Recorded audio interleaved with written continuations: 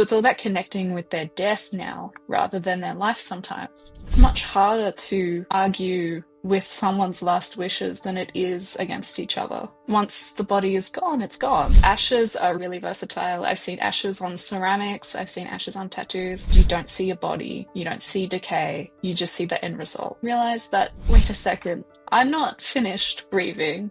I'm going to have this for the rest of my life. I'm going to think about this. A lot of people say, I don't care, just put me in the ground, I don't mind. That makes it so much harder for your loved ones.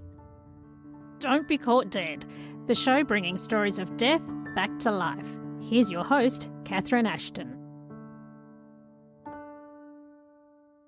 Today I have with me Chloe Marcela Coelho. She runs a creative practice that explores the intricate dimensions of death, grief and design. Chloe is a death scholar. Her academic work focuses on deepening death literacy and developing innovative strategies to enhance public understanding of this universal human experience. Chloe is currently undertaking PhD research, and her focus is on memorialisation, examining the relationship between materiality and the construction of meaning within the grieving process. Welcome to Don't Be Caught Dead, Chloe. Thanks, Catherine. I'm very excited for the conversation today. So, Chloe, we met very briefly in Sydney just before Christmas last year at the Death and Dying Festival that they were running up there. And then I also came across your name again just before Christmas, busy time of year for the death industry, where you were actually one of the facilitators as part of Expiry Date. That was at M Pavilion. Yes, that's correct. So all the places we kind of end up finding each other, a little unusual, but it's pretty common, isn't it, within this industry that you generally find the same faces, which become very familiar. Now, tell me, Chloe, what is a death scholar?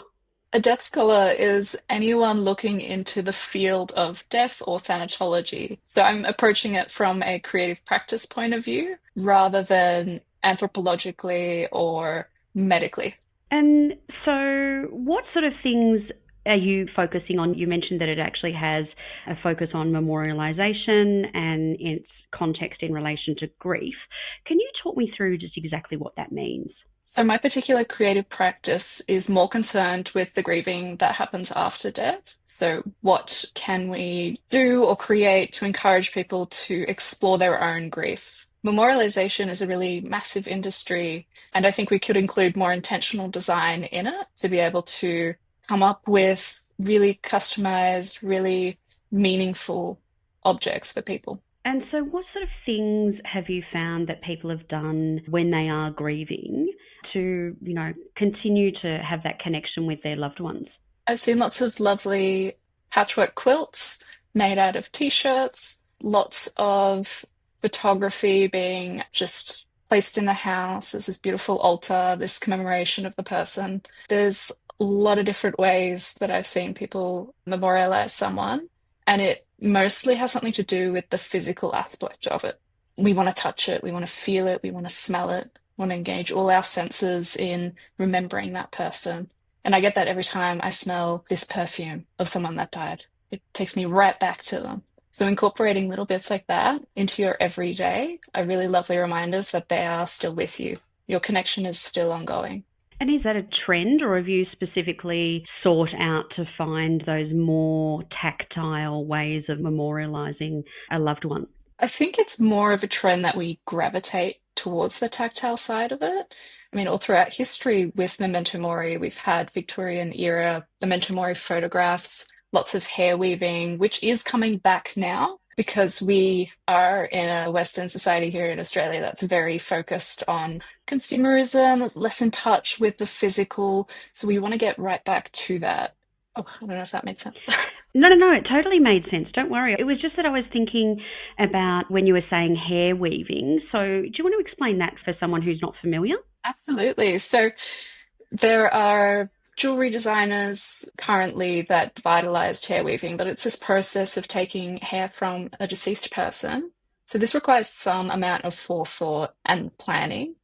And they weave them into these beautiful plaits and patterns that get turned into lockets or into rings, even rings under this beautiful clear stone. all sorts of ways to kind of bring hair into it, which I think is really lovely. That's really interesting. That's something that, I was familiar with, that classic, the cutting the lock of the hair and popping it in a locket so you have something with them that you can always carry. And so that's interesting that would you say it's having a resurgence now? Yes, absolutely. Hair weaving is coming back and putting ashes into rings and other pendants as well. It's another way of using the body as material, respectfully. Yeah, yeah.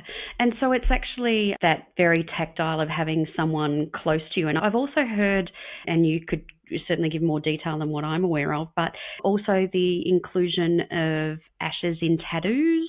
Have you come across that practice? Yes, ashes are really versatile. I've seen ashes on ceramics, I've seen ashes on tattoos, ashes compressed into diamonds. I think that became pretty popular with the news story. Yeah. Ashes in paint, so either thrown on paint or mixed in with the pigment. So that there's lots of ways to kind of bond that powdery material. And I suppose because ash has been part of arts practice throughout the ages, really. Like if you think of First Nations people, when they're doing bark paintings, they actually use ash and the fire to, change the bark and then actually use the ash in the painting process itself. So it's not a new thing that you're seeing, is it, really? It's not a new thing, but I think it's new to contemporary cultures, particularly Western cultures who are very conservative. And so tell me, why is it making a resurgence? Like, because it did, I think, and I'd love your thoughts on this about, when we removed death from a natural thing that happened within the home and it became more a thing that was happening in the hospital or an aged care setting, did we lose that connection to death? And, well, that's one question. And I suppose my next question is, why are we trying to regain that connection through, memento mori? Excellent questions. We absolutely lost our connection to death, not only in conservative, but because we don't see it every day. We don't see it in front of us like they used to have in the 1900s. It was very common for people to die. It was very common for children to die. And I think, particularly with modern medicine, we tend to want to prolong life, and there's less of a focus on that quality of life for the person. And so I think we're in this kind of limbo between medicine wanting us to live longer versus accepting death and just being pulled in these two different directions. And I think that makes it very difficult to have these conversations about death, to talk about people's last wishes. So when we're in this sort of position that we find ourselves in, that we're, no longer having our loved ones die at home, it's being more extended through modern medicine and it's prolonging our lives, why is it then that we're actually then seeking opportunities where we can include our loved ones' ashes in jewellery, in, tattoos, those sorts of things? Why do you think that there's a resurgence? I think we're recognizing the limitations of our current industry, our death industry. So too often people are rushed through this process from hospice to they've died and now we're going to a funeral home. It happens very, very quickly, as opposed to home care where we used to take our time. It used to be over the course of a week or 2 weeks where we could stay with the body. And I think we're trying to regain that connection with the person who died. So it's all about connecting with their death now rather than their life sometimes. And is that why you're finding it coming in at that grieving process? So when someone has died, that this is becoming the real kind of thing that they're holding on to? Holding on to, in a sense of trying to be close to them. How do you mean? Yeah, I think that is, well, you tell me, why are people doing it? What are they trying to fulfill or overcome, or what is the motivation that you've been finding behind the reason why people are doing this? I think it comes back to maintaining that connection. I mean, currently we are still told that it's about letting go, moving on. And that narrative has been challenged 20 years ago, but we're still seeing that pattern. And we're trying to resist that. I think even subconsciously, we're trying to keep that connection going in whatever way we can. And ashes are a particularly viable way of doing that because you don't see your body, you don't see decay, you just see the end result. So I think it's more palatable. Yeah, it's sort of a more hygienic way in which to do it, isn't it? Like it's one thing because it's sort of when you get the ashes, it's gone through the crenulator, so it's actually, far more, like you say, palatable. It doesn't resemble the human form any longer, does it? It doesn't. And I don't know whether that's necessarily a good thing, but it does seem more hygienic in that we're broken down into our basic components. It's a carbon, but the decaying process can be made hygienic. There are ways in which we can manage it. You can touch a dead body. You can hug your deceased loved one, in home care or at the funeral. And I think we're losing that connection as well, being brave enough to touch them if it's not a common practice in your family. And I think that connection can be quite lovely. And it helps with the reality of the situation, with engaging in your senses with that body. So you're thinking, I'm touching this person's hand, I'm holding them. They feel really cold, and recognizing that's a normal process. So I advocate for becoming more familiar with bodies. Being brave in that way, I think, can be very healing. And tell me, Chloe, how did you get started in this? Were you at school and went, okay, I want to be a death scholar? Like, how do you go through the process of wanting to be a death scholar? Was there a particular moment for you that you went, yep, this is the path I want to go down? I didn't know I was going to do this until my final year of my undergrad degree. My mum died when I was 13, and so I sort of saw everything that went wrong, that could go wrong, really collided in this cold, empty process and experience. And it wasn't until I fully engaged with my grief in my undergrad project in which I was able to kind of move with that grief. Can you talk me through the undergrad project then? Because that sounds like it was the catalyst. It was. So it was a very turbulent time for me, moving out. Connections with family and friends weren't the best. They were going through changes. And I had realized I finally had that time and space to really sit with it and think about how bad the system was, how bad the experience had been. And so I decided to work with that, work with what my mum had left behind for me. So I had this box of all of her belongings that just sat in the corner, sat in the cupboard. I think many people have this kind of box where all these physical belongings are, but they're too important to get rid of. Yeah. There was this letter that she had wrote to me when I was a year old that I didn't read until I was in my late teens. And it talked about how much she loved me, really sweet stuff in her handwriting. And so I decided to put that letter on a silk scarf so that I could feel it, touch it more, and engage with it. And then on that scarf, I had put this color changing ink so it turns transparent in the heat. It's a little bit hot today. Oh, wow. And so that most of the time, the text is barely visible when you're wearing it. But as soon as you apply more heat, it becomes legible again. So Chloe is just actually showing us, for everyone who's listening, Chloe is just showing on the video the silk scarf that she made as part of this project. And I'm going to make an analogy or an example for those who grew up in the 80s. So, you know who you are. Remember hypercolor t-shirts with change color when you actually made them hot? It's using the same principle, but in a much more beautiful manner than hypercolor was ever used. That is such a beautiful thing. And so your mum, she didn't die until you were age 13, but she wrote this letter when you were 1 year of age. Did she write it to commemorate your first birthday? She mostly wrote about how happy my parents were to have me in the world. So I was very lucky that she had the forethought to even do something meaningful like this. Yeah. And the fact that you actually have that from a time where, it predates her death by 12 years. So I'm assuming that it had no connection to her end of life wishes, but it was just a celebration of being a mother and having you as her daughter. So that is a really priceless thing that you have. Absolutely. And it wasn't until this project that I was able to fully read it properly. For it to have the impact that it did, I had to be in a better place to be able to engage with it. Yeah, it's so the case that you see that you can't really truly appreciate things until you actually have the clarity of thought to look back on it and really value it. So I'm so glad that you had that opportunity. And so what was it about this particular experience that then, what were you doing your undergraduate degree in?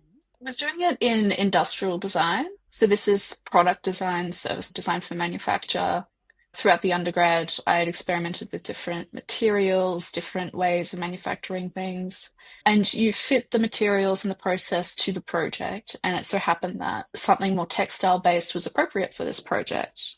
And I had also created other things based on skills that I developed in that project, like this little pendant, for example. This is my mum's signature, casted in sterling silver. Oh, wow. So I was also able to create something out of something most people have on official documents.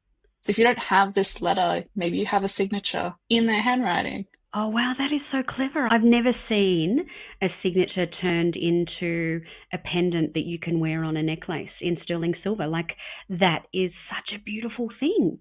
And such a, again, tactile connection to something that is uniquely your mother's. Yeah, and that was the wonderful part about doing this project. Even from a design undergrad, I was able to connect it back to grief. And so I can see that there's a pattern developing, even though you were in design, that there did seem to be a gravitation towards.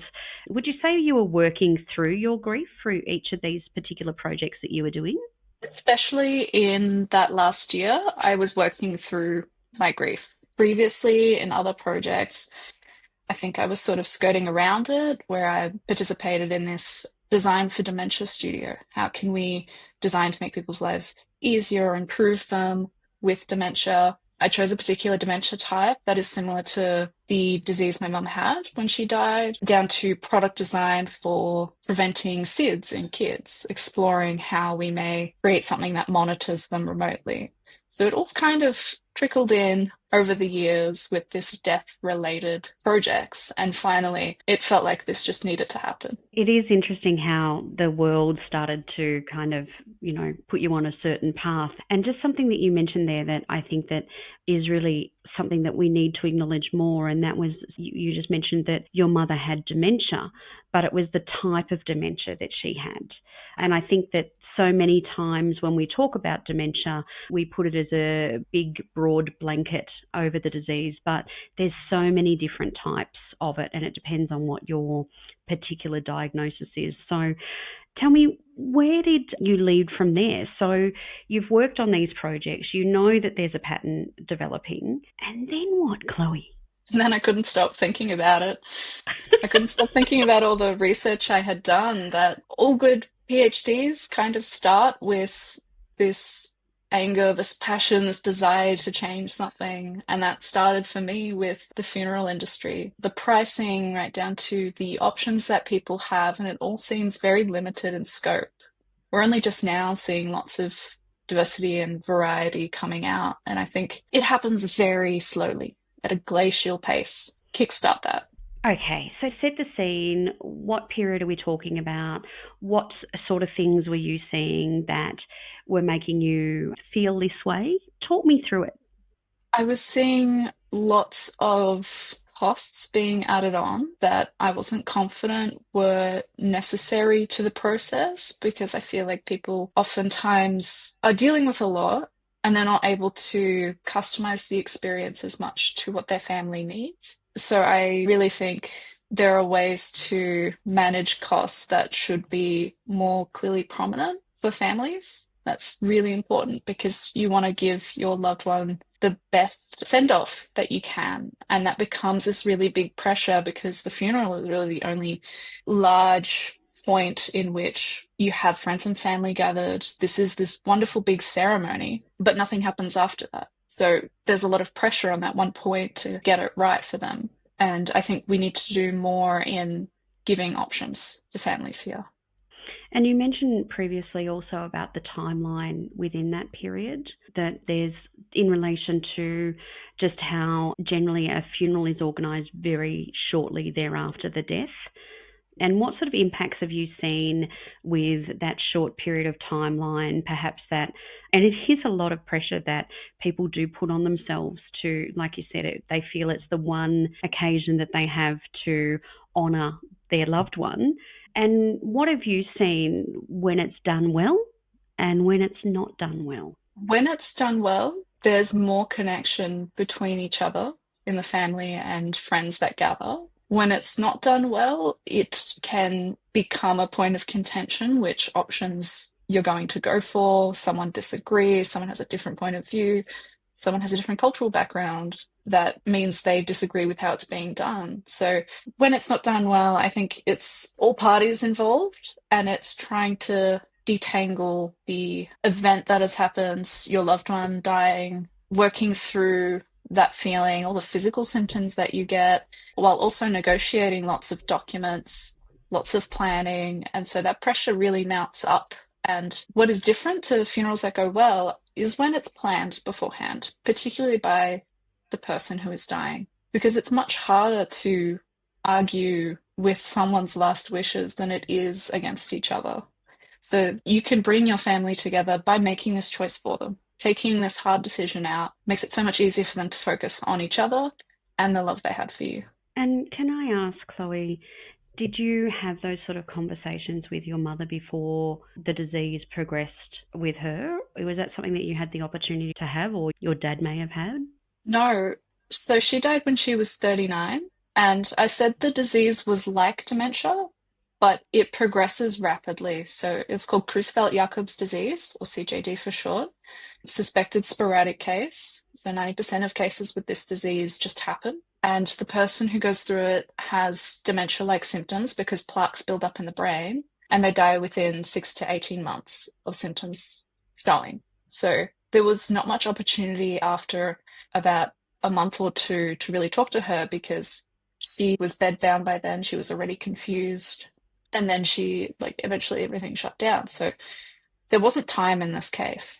And I don't think people expect to die at 39, 35, 39, but it does happen. And that's why as soon as you realize that you want to have these death conversations, or even thinking about dying, this plan can be immensely helpful, particularly advanced care planning, in addition to making a will, stating your wishes for a funeral, bequeathal of belongings. How do you want your care to look like? Because it can spring up out of nowhere, and you might not even be able to advocate for yourself. Yeah, so advanced care planning is really about what care you would like. So let's talk about how you go from, you've done your dementia design project, and then you've moved into your scarf and your jewellery, and then you go, okay, I'm going to look at doing a PhD.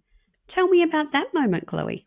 I felt like the work in my undergrad wasn't done because it was massive. I touched like a tiny part of it. And I also, at the same time, realized that, wait a second, I'm not finished grieving. I'm going to have this for the rest of my life. I'm going to think about this. What are some things that I hadn't done in my own grief? And it was looking at some of the physical belongings that were left behind. I talked about that box that gets tucked away in the corner. It was still tucked away until I started my PhD and started to really unpack that. So I've always liked research and really teasing apart difficult projects and problems, quote unquote problems, and looking at the relationships involved, what are the social factors involved, what are the environmental factors, how much there is in death needs way more people and designers than just myself to look at. The PhD is the first step in developing my own creative practice in a grief death space. And then how do I branch it out from there is part of the question I hope to answer. And what have you discovered so far? How far along are you on your PhD? Talk me through where you're at in relation to the things that you're looking at.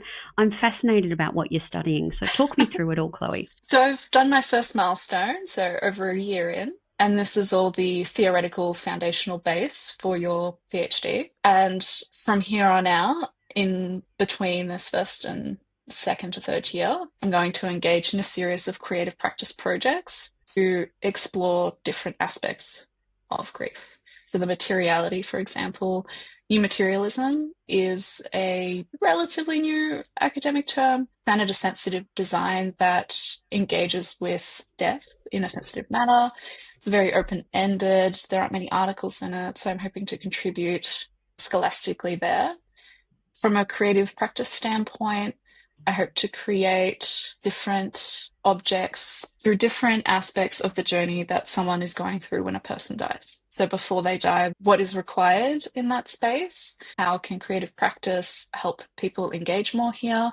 when someone is dying, we talked about the memento mori. Is there some kind of thing that creative practice can design that enables you to think about these things at that time? Because it's not everyone's first thought, how do I memorialize this person? Oftentimes, because I think the reality of the death is too close to even think about anything else. But once the body is gone, it's gone. So, how can we encourage people at these times to really prepare themselves for their grief? And afterwards, there's not much support with grief. So, we have this funeral. It's this big, lovely event in which your friends and family gather, you show support, and you might experience that support in a few weeks or months after that. However, in contemporary Western cultures, we don't get anything else after that. So the second year of grieving, it tends to be worse than the first year. It's when everything is settled down, you have a routine.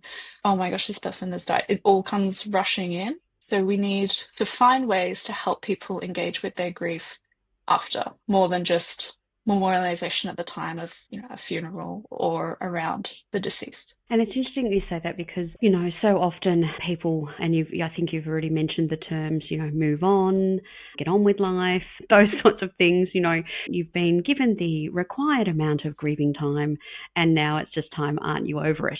We have heard that colloquial kind of, terms used all over and over. And so it's interesting that you're actually acknowledging that the second year can be sometimes the hardest. So that I find really fascinating. And just two things that would be great for you to explain is, I missed that term that you said that it's just a new term that is scholars are using, memorialization, or what was the term? Was it thanatosensitive or Yeah, that could be it. new materialism? Could you explain both of those for us? No problem. So I'm still looking into this concept, but new materialism really acknowledges consumeristic Western cultures and our relationships with objects, because it's quite different in other cultures. Because with the rise of industrialization and plastics, we tend to have this very use and throw out attitude towards them instead of things that we make memories with. And I think addressing that, particularly from a grief standpoint, would be very helpful because there are lots of things that someone leaves behind. So how can we help people celebrate these objects as reminders of their loved ones and as pieces that you can continuously engage with? And thanatosensitive design is thanatos, so death, and sensitive design. It's hard to explain because it's quite a new concept and the terms are still kind of fluid and changing. In my project, thanatosensitive design is any design that engages with the death care space. So any piece of design that you create that will interface with someone dying, dead, or grieving. I think when this term first arose, it was primarily in a digital setting. So there's lots of research being done about digital death, what happens to your data and information online, where does it go, how do people access this? However, I'm trying to kind of tease out that term and expand it into the new materialism, physical aspects as well. And do you think that because we have actually moved away from being, I'm just thinking the reference that you made to the patchwork quilt, the fact that over time, we've seen a move away from especially handcrafts and crafts where, women would be associated with CWA and there'd be many tactile handcrafts and memento. Like I think of my grandmother, my great-grandmother, I have pieces of lace, I have quilts, I have embroidery, I have all of these things that they have physically made over a period of time that they have put their love into that I really hadn't thought of it now, but they are memento mori of those particular people who make up me. And so we've really moved away from that sort of where women are doing those sort of handcrafts nowadays. So we have become more commercialized and more, consumerized or more, you know what I mean, Chloe? We Yeah. buy more crap. We make less, we buy more, we throw lots more out. And so how do you find that connection in this generation now? Like I find that fascinating when we don't have people who are making things. Yeah, so there has been a drop off with that craft aspect, that creativity, that love and care into an object. So Currently, I've only been looking at things that have a personal touch from the deceased, because those things we can always memorialize into different ways, like that letter and her writing, for example, into a scarf. So there's ways to transform them, impose them onto other things, create this mix of separate grief objects. Maybe it's connecting family members together, deceased family members through this one object that you combine. So it's not limited to any material form necessarily. It's about how we work through it, how we situate it in our life for it to make sense in our life, but also to remind us of them. I find it fascinating because you're coming up with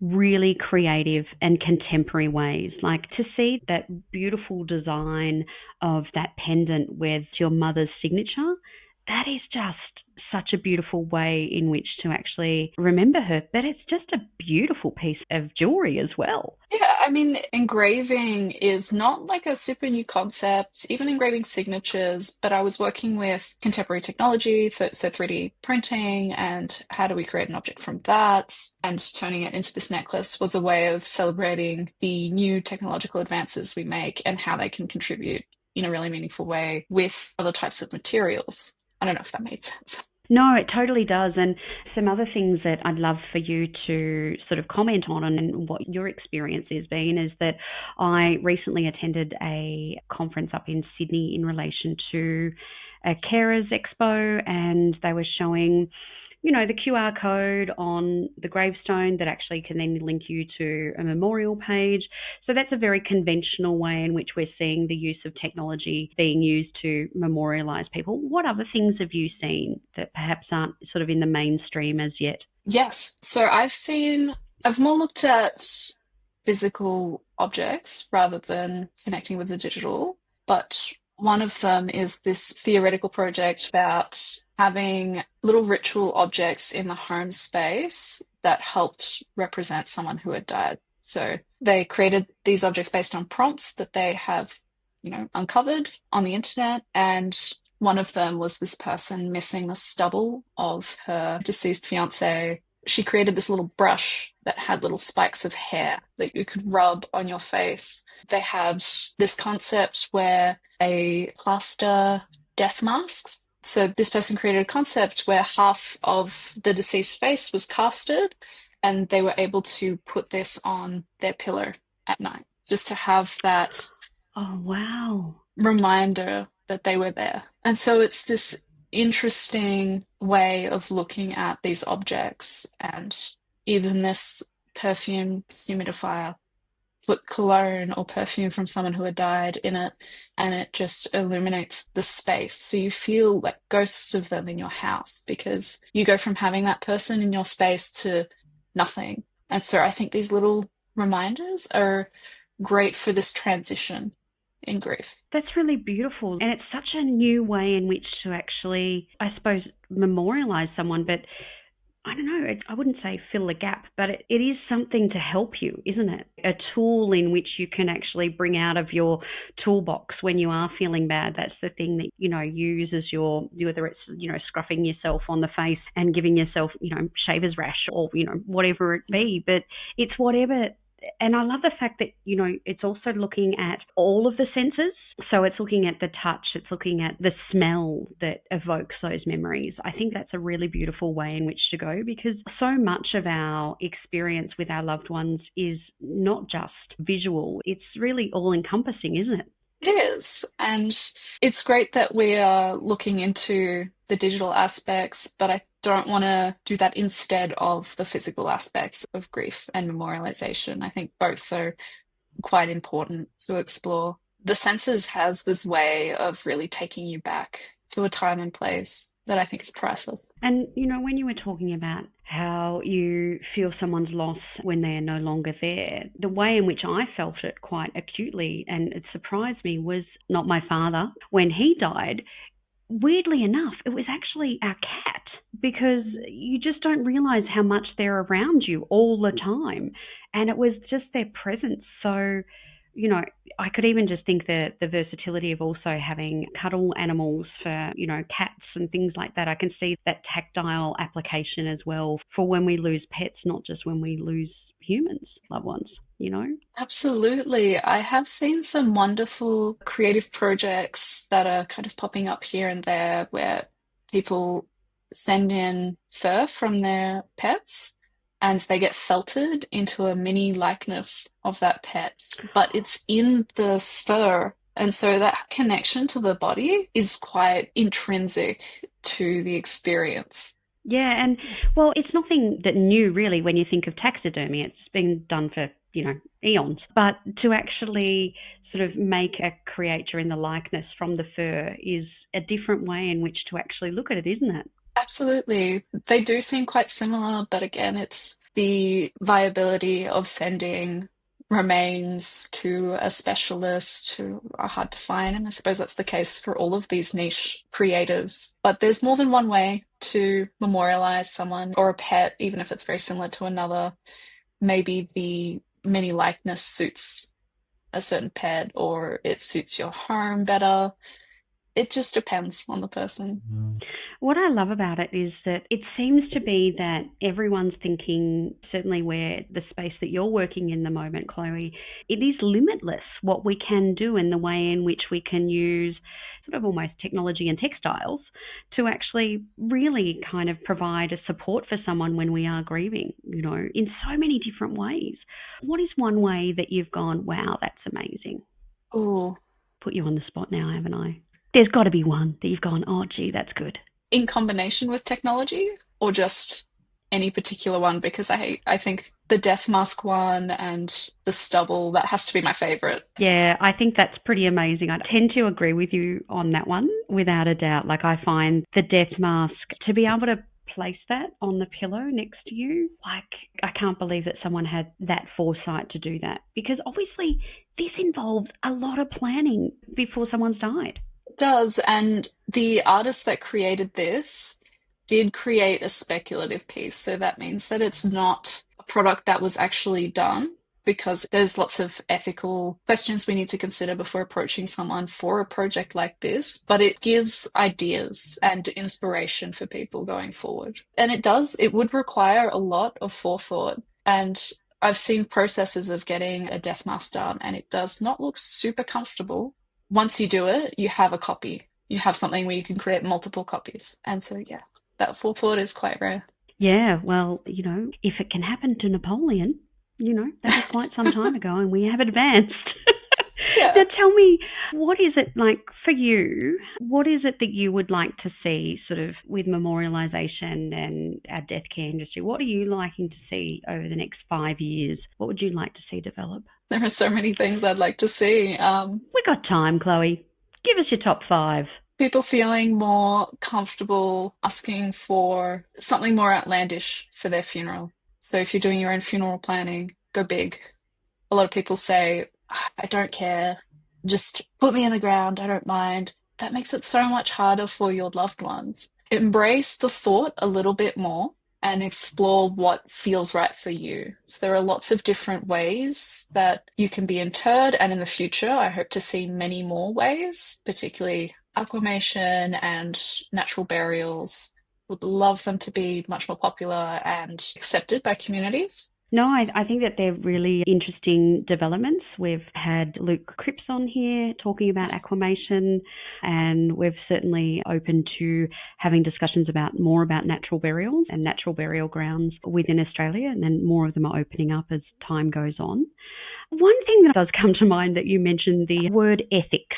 Now, that is such a realm that you have to deal with. Whereas like the normal person, if they want to do something, they can perhaps actually, push the boundaries a little bit more because it's themselves.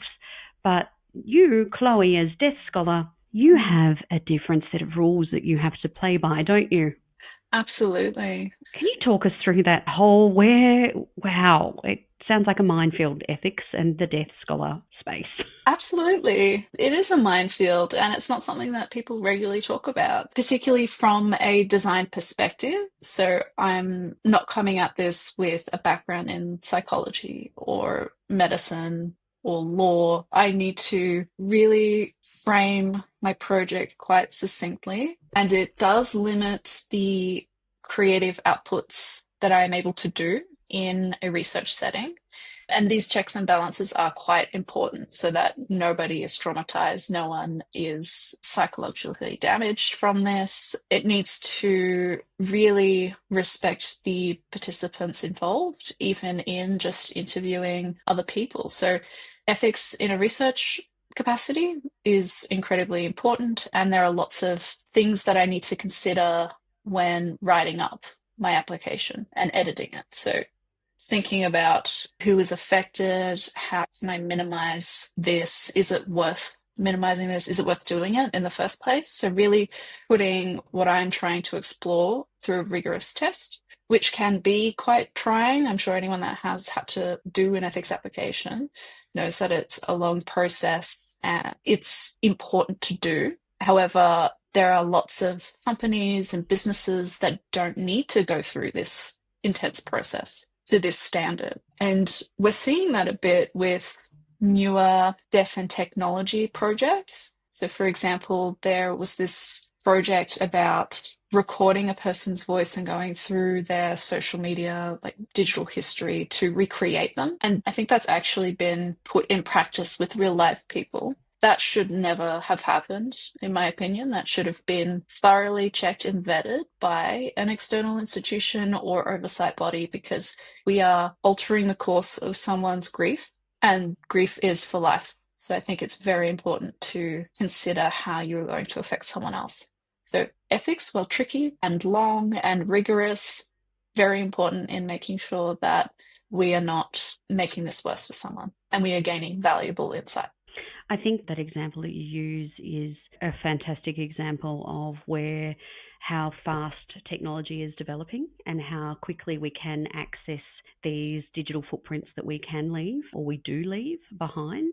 And I think it also brings up the point of what we can do in relation to controlling our own lives and our own profiles, is making those decisions while we can about how we want those digital footprints to be used when we're no longer here. I think that they're definitely conversations that people need to have when you are aware that your social media is out there forever, unless you make a decision to either have it memorialized or shut down.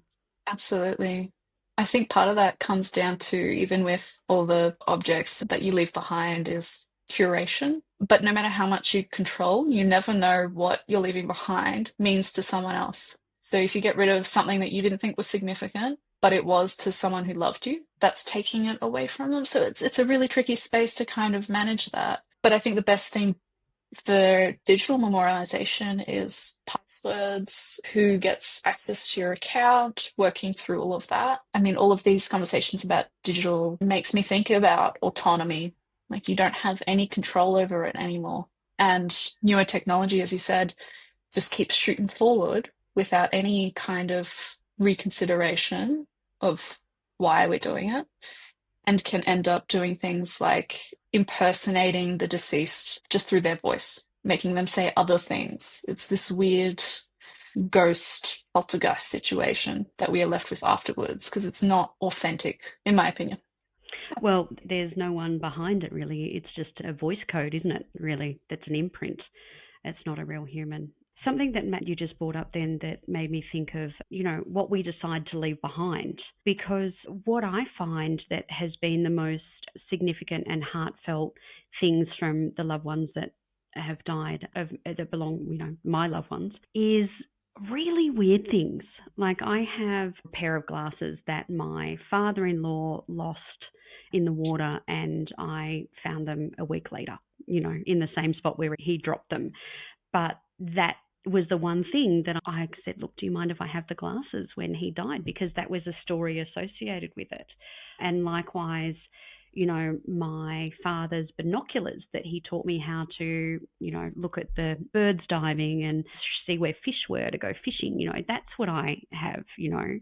They're all crusty and a bit sandy and no longer work, but they're the things that are dear to me. And do you find when you've been doing the research that they always have a story, the things that are significant to people?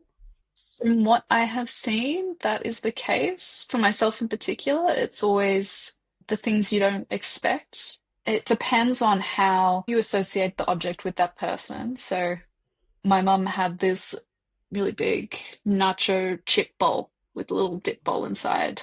And I've never seen it used, but I can't get rid of it because it's associated with her.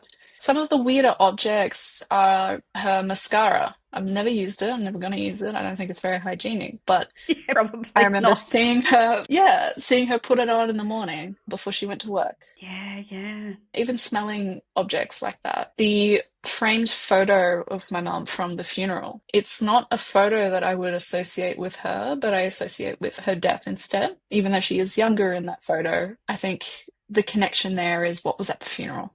Because sometimes you keep those objects and they end up becoming something you cannot let go of. It is interesting, isn't it? Yeah, even the nightgown that she wore in hospice, that never seen her wear it, but it's there now. I can't get rid of it. It touched her body. It was near her when she was dying. So it's always the strange things. It's a really beautiful reminder, and we will definitely put all of this in the show notes so people can have a look at what you have held dear.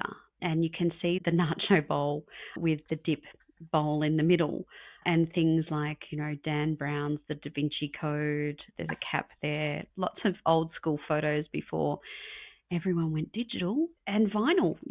There's The Cure. I have to say that's a bit of a favourite of mine. But it is really interesting, and I think that it's good for people to have a look at this sort of thing, because it's not what you expect is the things that hold the memories are valuable, is it? It's those other things. And again, it comes down to that question of, we always ask about the funeral. Who is the funeral for? Is it for the person who's died, or is it for the people who are left behind? And I suppose, do you ask that same question about when you're looking at memento mori, and is a true representation of the person that was there, or is it actually held in the memories who are left behind? Oh, that's great. I think it's a bit of both. Like, I think these objects hold memories just in the wear of them. So scratches, nicks, discolorations, that shows a history of it. That history is alongside the deceased person. So it's both in yourself as someone wanting to memorialize someone else. It's the memories you have, but it's also the memories that are sparked and inspired by those objects as well. It's a little bit of both. Yeah, it is, isn't it? Well, look, Chloe, I have to say, I am so excited that research like yours is being done, and it's being documented, and it's being published, so people can learn that there's so many different amazing ways that we can really, honour our loved ones and continue past, the first year onto the fact that the grief is, as you mentioned, grief is for life. And I think that, that the work that you're doing is really beautiful. Is there anything else that you would like to share with our audience today, and about the work that you're doing, or in grief at all? Absolutely. It's the thing that drives me forward. It's this misconception of what grief is. So it's still perpetuated today, the 5 stages of grief, and that is incorrect to the study that was conducted. So Elizabeth Kubler-Ross created this model, and she did a fantastic job for the time period in which she researched and worked in terms of the 5 stages of dying, which is what it was originally called. It was later adapted to grief, and that research study and adapting it to grief, it has no connection to me. There is no research done at that time on, what are people's responses to grieving a deceased loved one. So moving on, letting go, these have been debunked for 20 plus years, and we need to move through other models now.